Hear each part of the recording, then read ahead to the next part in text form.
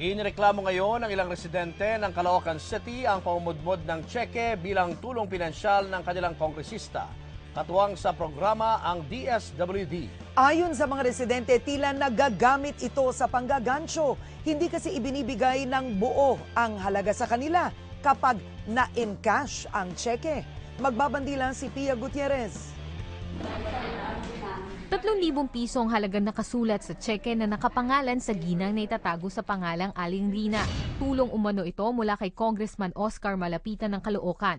Kailangan lang ipa-encash sa DSWD office. Yun nga lang sa 3,000 pisong halaga ng tseke, 400 piso lamang ang kanilang makukuha kapag ma-encash.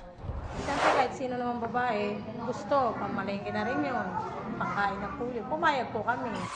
Masama ang loob ni Aling Rina at kanyang mga kapitbahay na nabigyan din ng tseke. Malaki rin kung mapupunta sa amin, personal namin, kasi pangalan namin nakalagay doon. Laking bagay sa amin yun. Kasi siyempre may anak ako, katulad ngayon may anak akong nag-graduate. Ayon kay DSWD Secretary Dinky Suleman, pinopondohan ng PDAF ng mga congressman ang Crisis Intervention Unit ng DSWD. At ang mga checking ito ang isang paraan para makapagbigay ng tulong sa mga residente.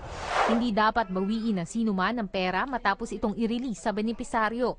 Kung kayo po ay bibigyan ng tulong ng mga kongresista o ni mayor o ni governor, wag po kayong papayag na yung ibibigay ay kaunti o bahagi lamang nung alam nyo dapat nyo matanggap.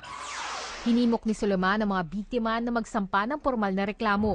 Kinumpirma naman sa amin ni Congressman Oscar Malapitan na sa kanya nga galing ang mga tseke para raw ito sa mga taga-Caloocan na humihingi ng tulong.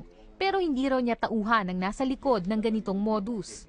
Baka may nanghingi sa amin tapos ibinigay niya sa iba, pinapalit niya sa iba. This is part of their demolition job against me. Basta ako, pag may humingi at nakita kong dapat tulungan, tutulungan ko.